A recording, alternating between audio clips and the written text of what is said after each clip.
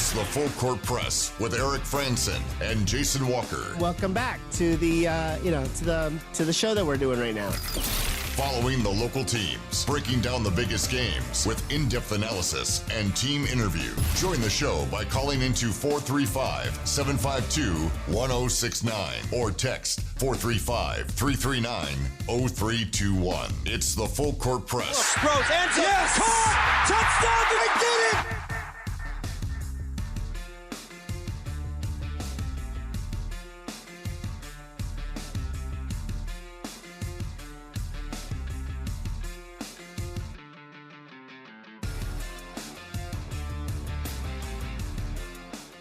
Good afternoon, everyone, and welcome on in to the Full Court Press. Jason Walker here with Eric Frandsen, 106.9 FM, 1390 AM, The Fan, streaming online at the 106.9 The Fan mobile app and on 1069thefan.com. We welcome you in, however you're listening, whether it be live on the number of different ways that I mentioned, or also on our podcast feed, which you can find on the 1069 The Fan mobile app and on the website and all that fun stuff, but also pretty much wherever you get your podcast. So you can find us, listen to us in many different ways, and we're working on more ways that you can listen to us. But we welcome you to what will be a shortened edition. So we're going to try and work through all this prelude stuff as quick as we can. We will be on live for only about the next 25 minutes. Utah Mammoth taking on, I forgot to write down who they were even playing. I think they're taking on Tampa. They're taking on the Lightning. Yeah, they're on an East Coast swing, and that's going to impact a lot of our shows this week. But we are going to be doing kind of at least a minimum of roughly 1 hour's worth of content. We'll try and do that each day, like at a minimum. So today we'll be on until 4:27, and then we'll kind of hit pause on some of our recordings and then resume. So those of you listening on the podcast feed probably won't notice too much. It'll just be a little bit less. As we'll just get right into anything else we want to talk about for the day. And today that's basically going to be Utah State against Colorado State, and then kind of summarizing what's going on in the Mountain West, bracketology and whatnot. Those of you on the text line, 435-339-0321. Get your questions in now. We may not be able to answer them or may not get to answering them during the live portion, though we will try to do that. But if you get your texts in right at the end of the show, we'll probably be answering them during the recorded portion afterward. So, enough preamble. Let's get into this. Utah State taking on Colorado State. And Eric, the first half of this game had Utah State fandom just about in meltdown because basically for 3.5 games, or at least 2.5 games, Utah State was not playing the way it was through the first 16, 17 games of the season. No, it looked like rinse and repeat. Something that we've seen that they struggled with against Grand Canyon, things that they struggled with against UNLV. It's like this team is broken. It's the third straight week or third straight game where they're trailing by double digits, and they shouldn't be. And so you're right. That first half, it's like, what is going on with this team? They have fallen apart. The wheels are officially falling off. But they got it figured out. Second half, Gary Clark, they found him along the road somewhere and picked him up, and he has been revived. Because man, what a great second half. He and Carson Templin. Now I know MJ Collins had a big offensive output in the second half as well. But that second half belonged to Carson Templin and Gary Clark, in my opinion. It was such a different defensive and even offensive output from those two guys. Something that Aggie fans, coaches too, and I'm sure the players, we've been all hoping for and wanting to see for quite some time. I don't know what happened, but something clicked with Gary Clark before Friday night's game, and thank goodness it did. Yeah, maybe Gary found some dirt on Calhoun to finally get himself some playing time. Will likely just seem to have a good week of prep, and also I think in a matchup that worked a little bit better. Mind you, I don't think Gary Clark's. The weird thing is that he's just not really been given a chance. He'll play for like 3 or 4 minutes and a half. He's been iffy in those minutes, but then like just doesn't see the floor in the second half. Yeah, he gets yanked and he never sees the floor again. And it's like, I mean, if a guy has a bad stint, I get it. and you may be hesitant to go back to him. But in some of these games where your bigs are just getting mauled and they're in foul trouble, it's like, well, why isn't he seeing the court? And that's something that nothing else. He's got 5 fouls to use. So might as well use them. Yeah, go out there and do something. But yeah, getting out there and being able to make an impact. Colorado State was clearly just not really able to stop Utah State's bigs. It was nice that the Aggies were able to flip the script and that they had some bigs who were able to make some plays. You know, you mentioned Carson and Gary, both of them kind of dominating that second half. They had 20 points between them. 14 of those were in the second half. They combined for 8 rebounds, and 7 of those were in the second half. So they did a lot of their damage in the second half, where the things really turn around. And something that was interesting about that second half is that Utah State, I mean, they never really got going from 3. Like, they hit a few early 3-pointers. Like, I think they hit 3 3-pointers in the first, they hit 3 3-pointers in the first 6 minutes of the game. They made 5 3-pointers the entire game. So they didn't really get anything from the outside for pretty much the entire rest of the game. Like, pretty much the only notable 3-pointer they made the rest of the game was Elijah Perryman to give them the lead late in the second half. So it was very much a we're going to score in the paint type of thing.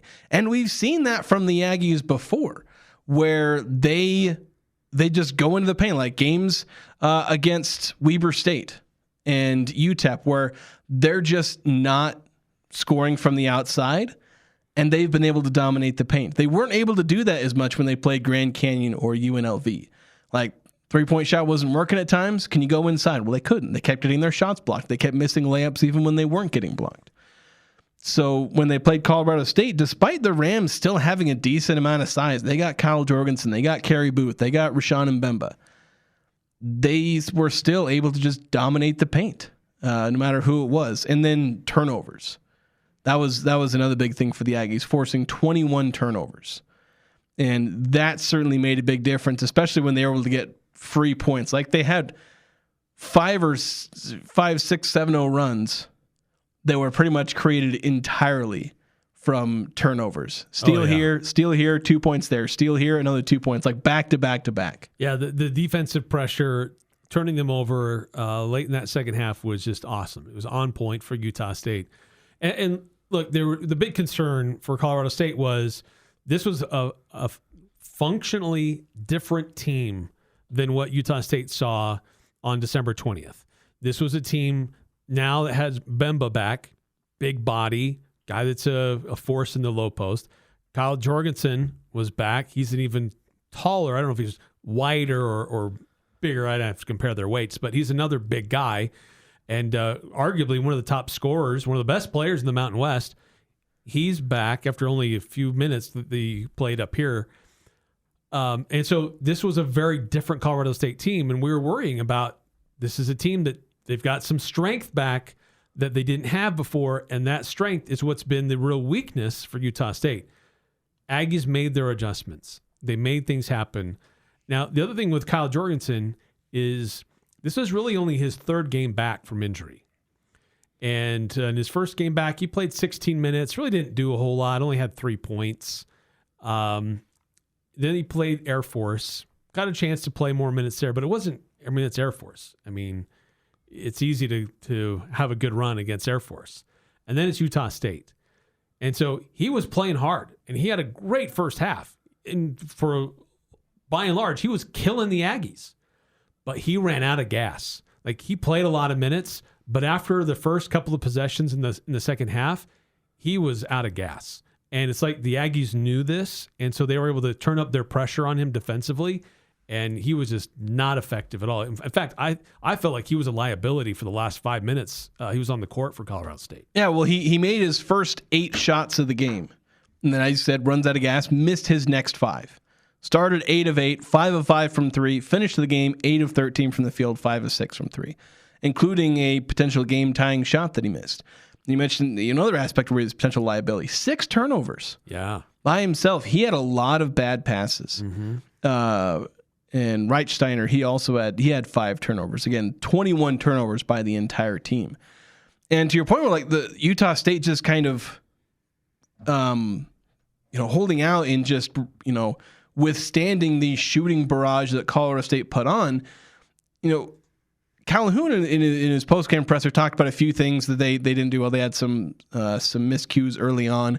They allowed some wide open threes. Like Kyle Jorgensen basically got like 3 wide open corner 3-pointers in the first few minutes of the game. The Aggies did not guard that particularly well. But after that, they were good. And like by the end of the game, Colorado State attempted 6 layups, 6 shots at the rim. Out of 43 attempts, 6 of them were at the cup, which is horrible.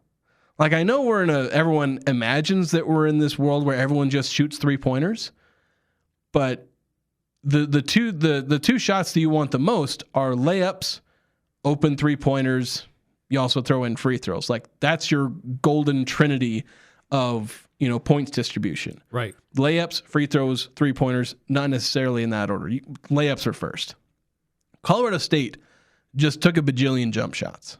Right. Well, and part of it was out of necessity because I thought Utah State also did a much better job Friday night at guarding the interior, denying the pass into the paint. Utah State did a much better job of the point of attack, guarding the ball handler, but also the bigs were doing such a better job with their footwork and positioning their bodies to make it difficult to get a pass inside to let the big guys go to work. So I just thought Utah State big guys did such a better job of denying that entry pass and forcing Colorado State into later shot clock stuff where they had to put up a shot outside of where their comfort zone is. Yeah, and while they are a good enough team that the first half they put up is something they can certainly do. And heck, by the end of the game, they shot 51% overall, 47, almost 48% from 3.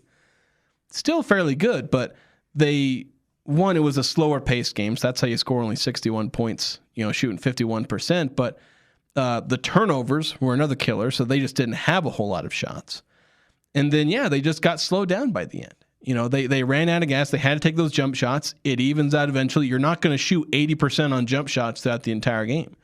And it came back. And if it wasn't, where they shot at the beginning, they shot that well, it's entirely possible that you could end up having that kind of cold start at the beginning. Like at some point, if you're going to attempt only 6 layups, you're going to have a stretch like Colorado State did where you make only, I think they made 1 field goal, or excuse me, they made 3 field goals in the final 11 and a half minutes.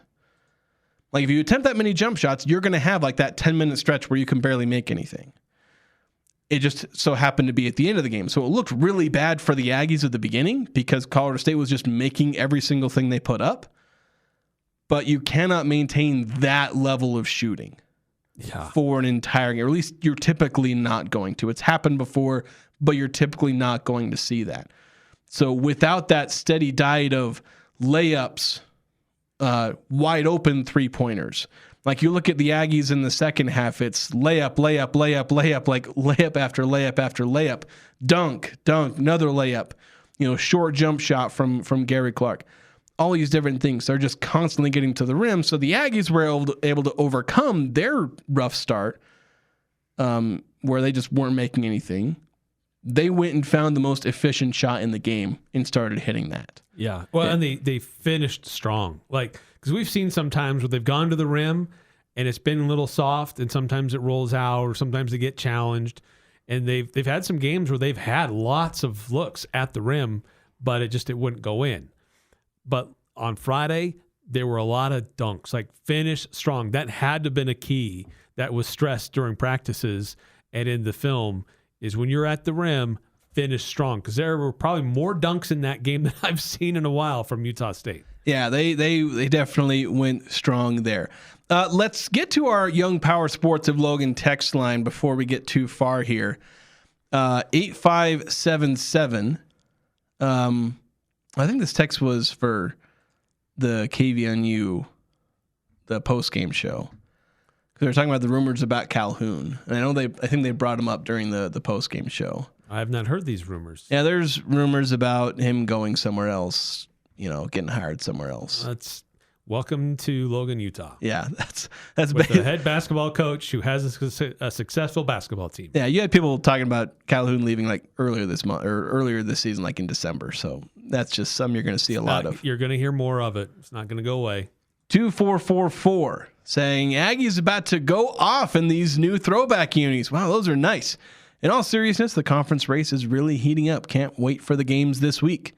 Yeah, if you didn't notice, they put out a promotion. I think they even teased it on their social media, but they put out some promotional videos, some really nicely edited and produced stuff. Well, I haven't seen the video. I've just seen the picture of the unis. Yeah, some of the videos are really cool. Like they had one where like Mason Falslev took a shot. MJ Collins also there. They do a little high five or whatever. And then MJ Collins goes up and the ball that Mason shoots like slows down. And then MJ, after they, high five or whatever, he goes up and basically jumps up. And it looks like he grabs that slow motion ball and then dunks it. Oh, that's cool. So some really cool effects. See that. Yeah, it was a nice little video there. But the unis, it's like the font is definitely a throwback. It's an older style font.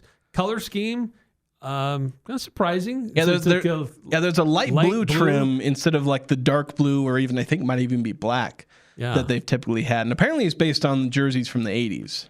Kind of looks like the Utah Jazz colors. From that's what it looked like. It was like the mid 2000s. Williams and Andre Karolinko. Yeah, like it was that kind of blue. But yeah, apparently like somebody pulled up a picture. It was like Rod Tueller and I forget which player it was. And the player was basically wearing the same jersey, like that blue color and all. It's more amazed they could find a color newspaper photo from the 80s. But yeah, the Aggies are going to wear a throwback. I believe it's for this upcoming game against Wyoming. One of the last couple of games they're going to play against the Cowboys. Yeah, throwing it back to the 80s. So it says. Let's go. Should see what are the Aggies' record against Wyoming in the 80s. That's a good question. I don't know. I don't know how many times they faced the Cowboys. Yeah, you think they would have been in different conferences. Yeah. You go back far enough, they'd play each other because they were just the closest team. But by then, things were a little more settled as far as conferences and stuff. 6543 on the text line saying, a strange game. Usually when a team has 20 turnovers, you blow them out, but they still had a chance to win or tie at the end. Lucky for us, CSU was only average this year. Yeah, like it was a weird game in that, you have 21 turnovers. Yeah, you should blow them out. But when a team shoots 68% from the field in the first half, 54% from three. And I mean, even in the second half, 37.5, like they only went down to 51%. Like if you shoot 51%, 47% from three, like that's enough to at least not do horribly. Like if Colorado State has an average game, or I guess a slightly below average because their average game is still around 50%. If they have a slightly below average game shooting wise, they probably only score like 48 points. Like that's the kind of they had to have that good of a shooting first half to even score 61. Although again, the number of possessions plays into this. There are only 60 possessions, which is about 15 fewer than some of the faster paced teams. Yeah, was this a great game for Utah State? No, it had its flaws for sure, but it was a really good game for Utah State to get a win, get it on the road, and after two games, we give up 84 and 86 to hold your opponent to only 61 in their house. Really impressive defensive performance by Utah State. Offensively, it could have been better, but defensively, really impressed with how Utah State responded after two tough defensive performances in conference play. Yeah, and I think even offensively, like in a lot of the ways, there's a lot of good in this, but bad in that. Like on defense, fantastic in forcing turnovers. Iffy in terms of their first half execution in the half court defense, where Colorado State was able to get a lot of open shots. But even then, like after the opening 5 or 6 minutes, Colorado State was just making contested shots. Like Rashawn Mbemba was going to town in the post, and you'd have Zach Keller or Gary Clark or Carson Hovers guarding him. It was a couple of different times. They'd be guarding him, they'd be walling him up, hands straight in the air, about as good defense as you're going to get from a player in those guys' situation. And he just makes the hook shot over him, and it's like, all right, that's just the way it's going to be. Yeah. And so they were making a lot of those shots. And so eventually the defense still enforcing its will, forcing 10 turnovers in the first half, 12 in the second half. So the defense was good, just minus a few mistakes, and Colorado State being hot in the first half. Utah State's offense, I can't really say much positive for the first half. A lot of dumb shots. MJ Collins was straight up not having a good night. Just stale. They couldn't really get anything going. Settling, again, as I said, settling for poor shots. And so in that sense, it's a tale of two halves. For defense, you like what they did most of the entire game. Just small pockets of this didn't work then, this didn't work then. But overall, the defensive scheme and the execution was, for the most part, good for the entire 40 minutes. Just small pockets. Yeah. In offense, the first half was terrible. Second half didn't work at all. Second half worked fantastically. Well, yeah. Reminder: shortened show today. We got to take a quick timeout. I don't know if we have a timeout. Oh, we don't. I don't think we have a timeout baked into this first segment here. Okay, never mind. We'll just keep rolling. Because I just have the thing that says "shut up" at 4:27. Oh, never mind. We'll keep rolling. That's great. That's why I hadn't gone to a break yet. So let's go back to the Young Power Sports of Logan text line 9315 texting in. This last year for USU in the Mountain West is like my kid going through potty training. I'll be glad when it's over. Also, did Grand Canyon become Quad 1? And how many of the other games we played are Quad 1? Yeah, so that Grand Canyon loss, Grand Canyon has now moved into 74 in the net rankings. So that loss at Grand Canyon is now a Quad 1 loss. As long as you're 75 or better, you're into the Quad 1 territory for if you're a road team. So Utah State right now is 1-2 in Quad 1 games. The win at Boise State, then the losses at South Florida and Grand Canyon. There are 3 other Quad 1 opportunities as of right now. At New Mexico on February 4th, at San Diego State on February 25th, at Nevada on February 21st. VCU has always been hovering in that territory. They're still on the outside, but they're inching a little bit closer in. They're currently at 54.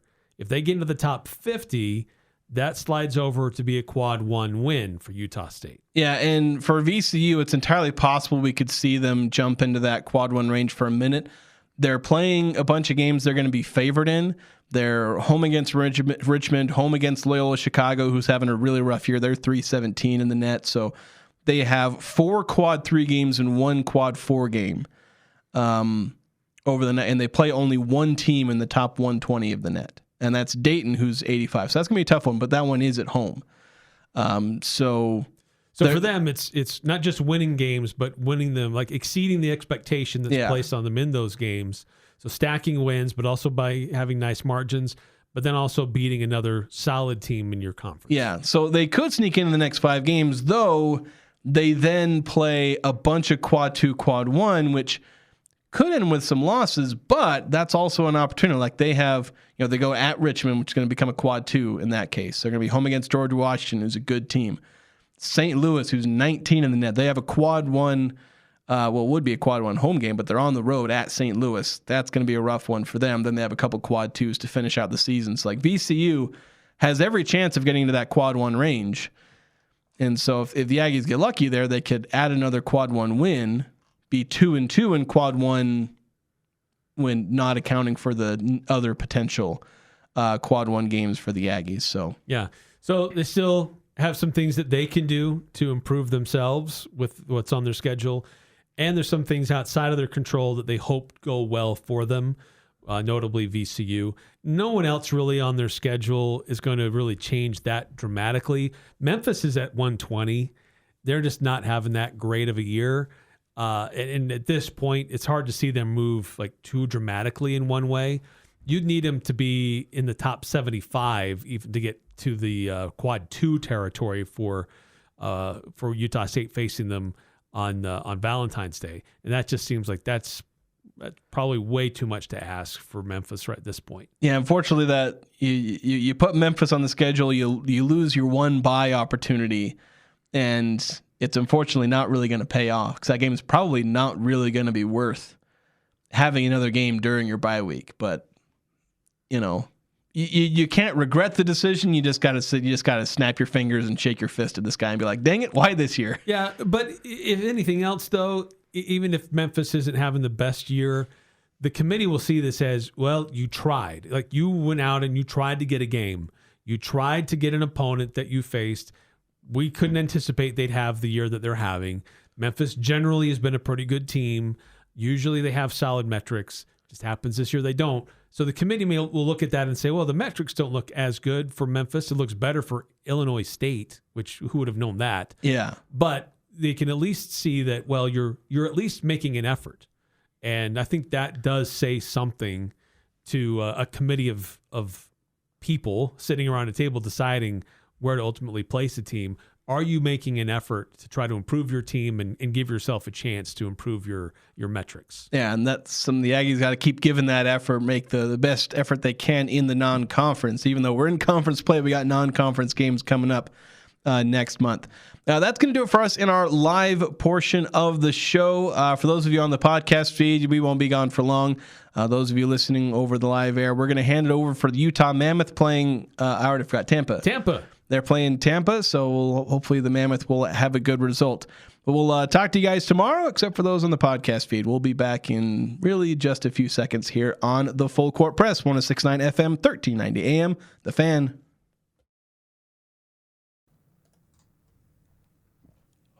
All right, welcome back. Those of you on our podcast feed, it wasn't a very long break. We've off of our live portion of the show, shortened because of the Utah Mammoth, but we have a lot more to talk about, Eric. Yes. There's more from this game. We had one text on the text line we didn't quite get to before we had to hand it off over to the Utah Mammoth for their game against Tampa. And this is talking about the Colorado State game where we're still talking about the Aggies, still talking about their future. But speaking of last Friday's game, 7994 saying Coach Calhoun called the CSU game the best officiated game so far this year. That was not what I saw. Was he just sucking up to the officials in anticipation of this week's games? I don't know about that. I mean, there were certainly some questionable calls, like the foul on Gary Clark where he just got mauled by Bemba. He came over his back and swallowed him up like he was some small child. That was kind of baffling that Gary Clark got assessed a foul on that one. But generally, it was, I thought it was an okay officiated game. I don't know that there was, that's one that certainly stood out to me. I don't know that there were too many others that I thought were egregious. Certainly better than what we saw in Phoenix at Grand Canyon. So I don't think it was that bad. I think you're going to have every game where you're viewing it in the lens of a fan and you think things should always go your way. But sometimes there are some calls that get missed. But I thought Friday's game was okay. I didn't think it was bad. I don't think he was trying to suck up to anybody. But considering some of the officiated games he's had recently, I could see why he could say that was an improvement. Yeah, it was a game where, I mean, I'll generally have a vague sense of whether or not I felt like a game was well officiated by the number of times that I'll be watching a game and then I'm like, well, I don't know about that call.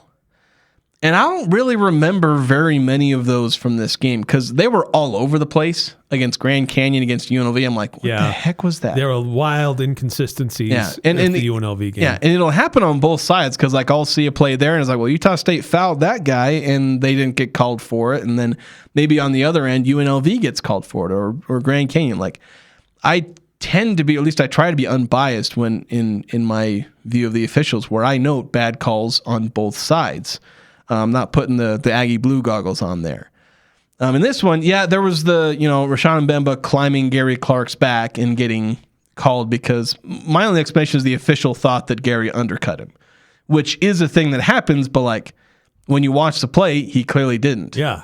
The referee probably just looked at him like he probably saw the shot, then looked down, saw Gary Clark bent over and basically being forced backward into Mbemba at that point, think, oh, Gary undercut him clearly.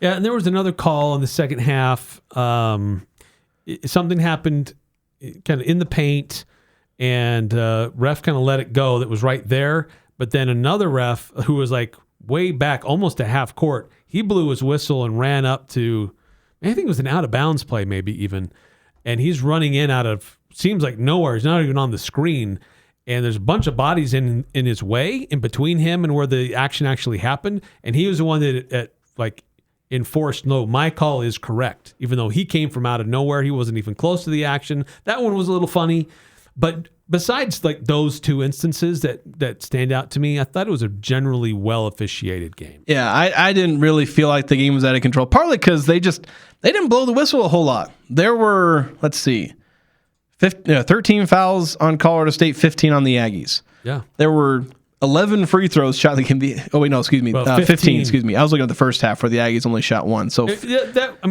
Utah State didn't attempt their first free throws until midway through the second half. That's a little weird, but I think that was just a product. Generally, I just think that's just how the game flow was happening. Yeah, I think part of it is the officials just let it play, which that's my favorite kind of official. Just kind of let it go. Yeah, reel it in when you have to. But these two teams also played a game that they didn't really foul a whole lot. Colorado State does not have a tough physical interior defense. The Aggies don't necessarily have a foul prone, at least unless you have the kind of players that can cause matchup problems for the Aggies. And I guess Colorado State doesn't have those players. They have tough matchups, but not Carson Templin's roughly as big as Kyle Jorgensen and roughly as athletic.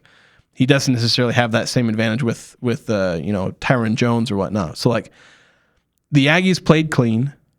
The Rams didn't really play super aggressive on defense. They don't have a particularly great defense. And that just made for a game, combined with the style of the referees, it just made for a game where there weren't as many fouls, which is the way I like to see it. Yeah, and it plays an advantage of the Aggies because they like games where there are a lot fewer fouls. They want to attack the rim. They want to attack the interior.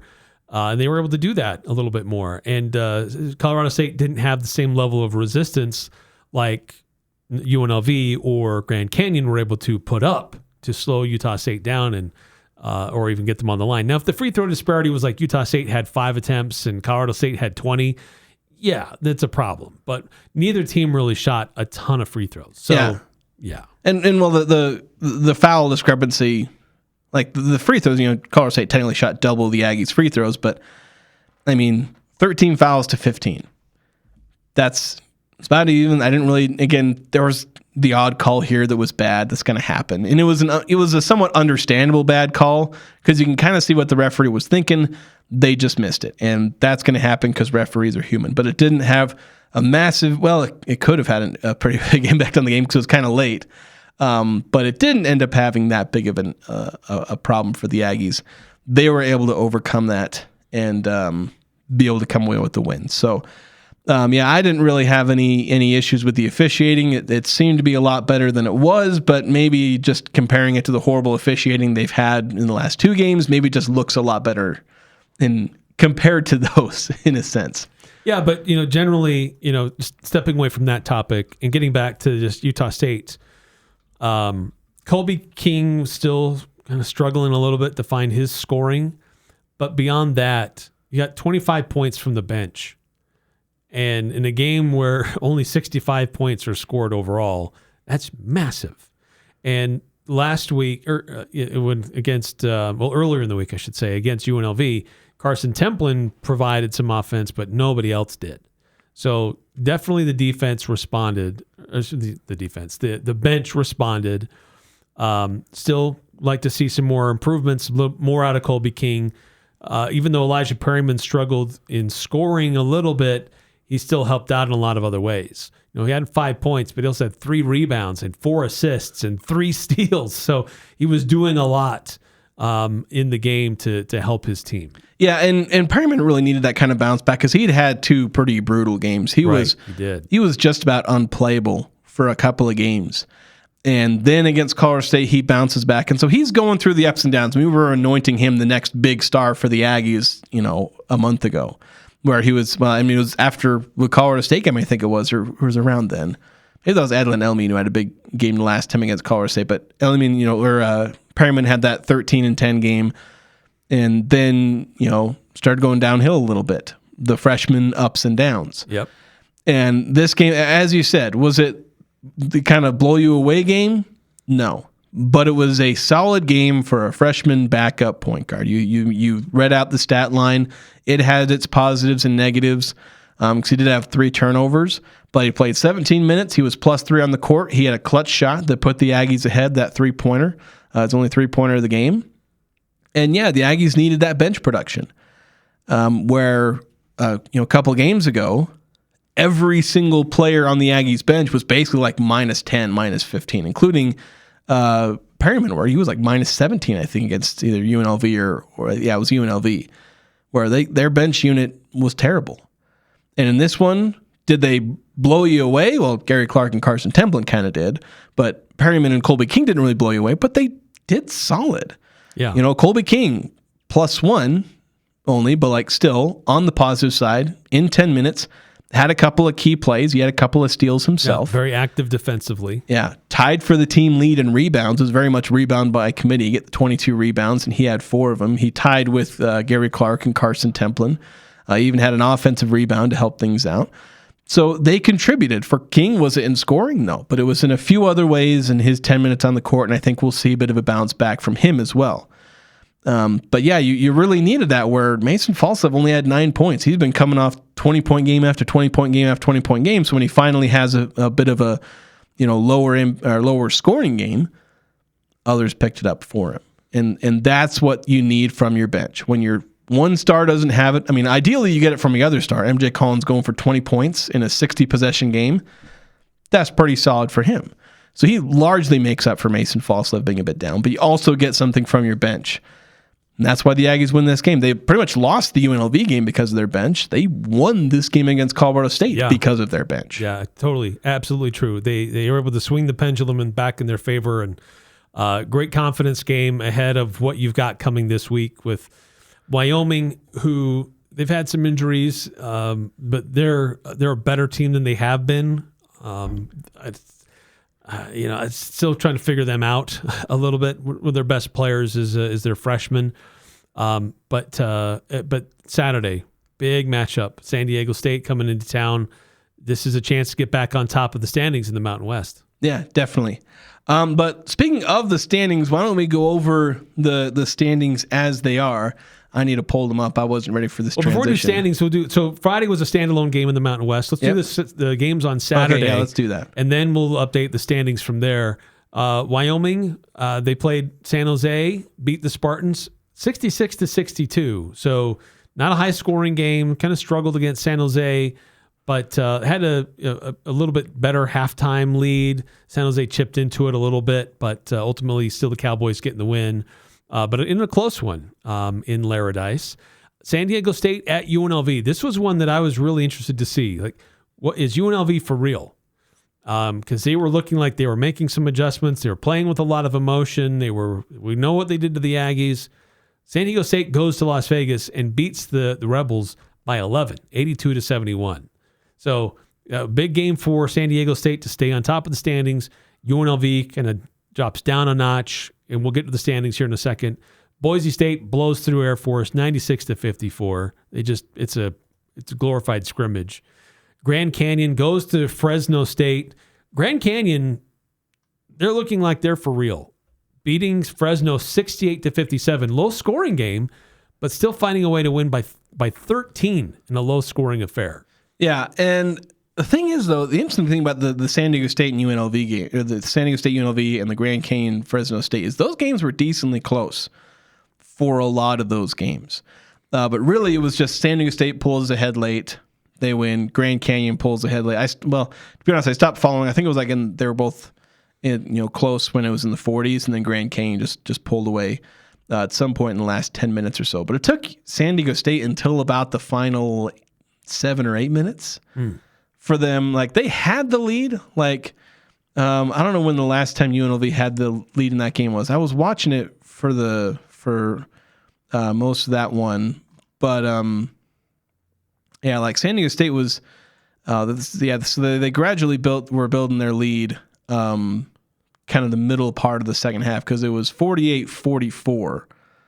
Yeah, it's the last time trying to find 48-45 at about 13 minutes to go. Yeah, so like it was a relatively close game. And then it was 52-48. So I mean it's a close. Yeah, thing. so that's about 11 minutes. And by the final 5 minutes, San Diego State had established kind of their double-digit lead, and UNLV didn't really have any last gasp rallies there. So like that was a close game, but San Diego State clearly showing they were the better team by staying ahead for the most part. Outside of a few spots, I think mostly in the first half, and then they took control late. UNLV went totally ice cold for a couple of minutes late in the game. Yeah. That San Diego State defense, late game defense is for real. And that's something that UNLV, I think, is prone to going cold with their style of play. They just have no consistency in their offense because they play like a bunch of individuals as opposed to a cohesive team. And it works at times when those guys are on. Like when Gibbs Lawhorn is hitting his shots, he is on. And I think sorry, I was thinking of somebody else. I thought for a second that he'd won a Player of the Week again, but that was Jaden Henley for his week. But yeah, when Tyron Jones is hitting his shots and Kamani Hamilton are hitting their shots, they're fantastic. But they play a bunch of isolation and just quick pick and roll stuff. But it makes them volatile, and they're super talented players who can do super talented things. But then when they have a downturn, they don't have a way to recover from it. Like when the Aggies had a downturn and their ISO ball wasn't working in the first half and they're just chucking these bad shots didn't work in the first half, what did they do? They went to team basketball. They had 10 assists on 17 made field goals in the second half.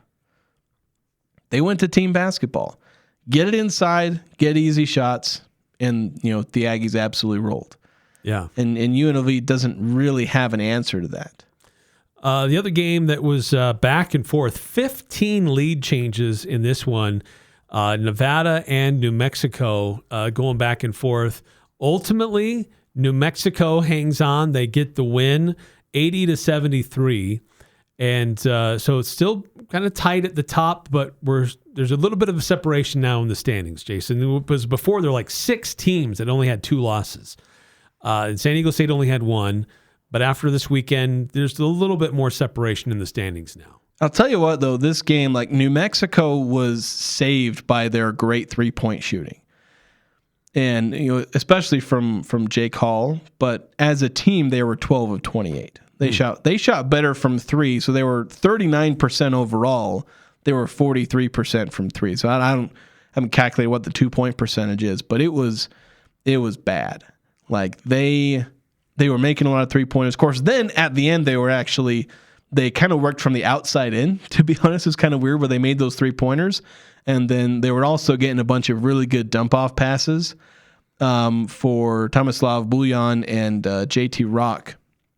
They were just able to get either offensive rebounds and then dunks, or Nevada was overcommitting and they do drop off passes. But New Mexico is really struggling against Nevada, and Nevada is still very much a legit team.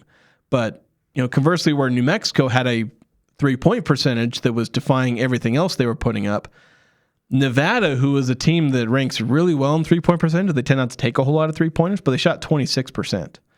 Against the Lobos. So Nevada is still a very dangerous team. Things just kind of ended up going New Mexico's way, but things do tend to go their way a lot when they're in the pit. Yeah, that's true. So after the weekend is over and we start a new week for the Mountain West Conference, San Diego State is still on top, 8-1. Then you've got Utah State and New Mexico tied at 7-2. Grand Canyon is third because they're a half game behind Utah State and New Mexico at 6-2. Then you've got Nevada at 6-3. UNLV falls to 5-3 with Boise State at 4-5. So it's still pretty tight race. Only 2 games separate the top 5 teams. So still a lot can happen. We're not into February yet, but a little bit more separation between where things stand in the Mountain West. So this is a really big week for Utah State to stay in that hunt to be on the top. Yeah, it is, and you got to get that win over San Diego State. I mean, mathematically, you don't absolutely have to get it, but you really want to get it to get yourself back in that kind of lead position, controlling your destiny, not having to hope for... Because, if you lose to San Diego State, you actually, for the time being, lose control of your own destiny for the Mountain West title, and you don't want to have that happen. You don't want to be in the middle of a logjam of a bunch of teams. You want to stand above that fray and let them fight it out. Yeah. So you want to be up there, get yourself to that spot where, that would create a potentially 3 or 4 way tie. if they beat San Diego State, there would be 4 2-loss teams in the Mountain West, depending on what happens with New Mexico and Grand Canyon. I don't know who they play this week, but I don't know if they play each other this week. Well, they've already played each other early in the schedule, so they probably don't play again for a minute. But yeah, it's going to be a slog, and really it just comes down to which teams get road wins against the other contenders, because that's always the separator. Because San Diego State, Utah State, New Mexico, and Grand Canyon, and even Nevada for the most part, they're going to win most of their games at home. Like, they're not going to lose many home games. Like, obviously the Aggies lost one, and that's a huge thing for them. Like, losing a home game, not winning a potential road game, that's one thing. That's, it's not a killer, but like, that tends to be a separator. But then to lose one of your home games, like, that's why Boise State's in such deep crap right now. They lost a bunch of home games. Right, yeah. And so Utah State falls behind a bit there. But, you can make up for that, by one, not losing it either home game this week, but go win a game at New Mexico, go win a game at San Diego State. Like, those are the tough ones that are going to be the difference between winning a conference title and not. Because you look at last year, the Aggies lost, one home game the entire conference schedule, but they were like 4th or 5th because they were a good team. They won pretty much all their games at home, but they lost at the Pit. They lost at Boise. They lost at Colorado State. They lost at UNLV. So it's about getting those road wins. And I don't know again, Utah State doesn't play any road games this week, so they're not going to be, that aspect isn't going to impact the Aggies, but what does New Mexico do at UNLV? What does Grand Canyon do at Nevada? Yeah, and that's the schedule on Tuesday. Yeah. One of those games is on FS1, the other's on CBS Sports Network. So 8:30 and then 9. So it's kind of later games on Tuesday, but yeah, really big showdowns in the Mountain West on Tuesday. Boise State at San Jose is the other game. It's you don't need to worry about that one. Yeah, but Grand Canyon at Nevada, like Grand Canyon, on the road, are they for real? Like they're good at home. They got a great student section, great home crowd. They feed off of that energy. How do they do in Lawler with the marching band? Yeah, with Lawler with the marching band, like that's you just played Exodia right there. And New Mexico, they've been great in the Pit. How well do they do? How well does that travel? Their 3-point shooting and what they like to do. UNLV, do they rally? Do they improve? So those are some really big storylines on Tuesday. Wednesday, Utah State and Wyoming, but you've got 2 teams at the top playing 2 teams at the near the bottom. And in the middle. It's Utah State against Wyoming and San Diego State versus Colorado State. Both Wyoming and Colorado State at 3 and 6 in conference play. Yeah, so those are a pair of games that will probably be close to double-digit spreads. San Diego State, Colorado State probably a little closer. I guess just depends. Yeah, I could see 9.5 to 11.5, somewhere in that range for those 2 games. So that's and then you got an in-state rivalry game on Friday with UNLV and Nevada in Reno. Grand Canyon is back at home hosting Boise. And then on Saturday, 11 a.m. on CBS, the Eyeball Network, San Diego State in Logan at the Spectrum. And then that's really the only game on the schedule that's worth noting. Yeah, basically everything else is like middle of the road versus middle of the road, or middle of the road versus or good team versus bad team. Yeah, basically get your kicks on Friday. That's 2 good matchups. And then Saturday morning, don't sleep in, and then take your Saturday nap, basically. Because and maybe get your Saturday nap in by watching Fresno and Air Force. Just fall asleep on the couch. Well, it won't be on national TV. Colorado State, Wyoming, put it on the Mountain West. Put it on the Mountain West app or whatever. Yeah. So basically, you can watch San Diego State, Utah State, and then pretty much immediately after throw on the Mountain West app and fall asleep to Fresno Air Force. Hopefully it's a close game or not. Utah State just runs away with it. If it's a close game or Utah State runs away, there's still going to be great energy in the arena. Yeah. And after all that great energy and you've been screaming and having fun, then you can go home and take a nap. Yeah, basically. I might. Because you're not going to miss anything else. Yeah, I might take a nap myself. We'll see. Let's finish things off on today's podcast show and all that with some bracketology, kind of updating things. Yes. A lot of this from kind of Some of these were updated Sunday. Most of them are updated through Friday or Saturday. So some of these won't take into account like some of the not as recently updated. There's like the furthest back it goes is January 19th, which I forget if it's only 1 or 2 games they're not accounting for there. So a lot of these brackets will have accounted for at least up until the Colorado State game. Some of them will include Utah State's results against Colorado State. But Utah State has dropped since the last time we were really checking in after those 2 straight losses. They were kind of coming close to being a 6 seed. They were one of the top, the 4-7 seeds, and the Aggies for a while had the highest or best average seed of the 7 seeds, and they were bumping up against that 6 seed line. Well, but some brackets had them as high as a 5. Yeah, so some of them, but their average had them as one of the top 7 seeds. Obviously, some had them, the highest had them in the 5 or 6 range anyway. But now their average seed puts them as a 9. Pretty much everyone having them between 8 and 10.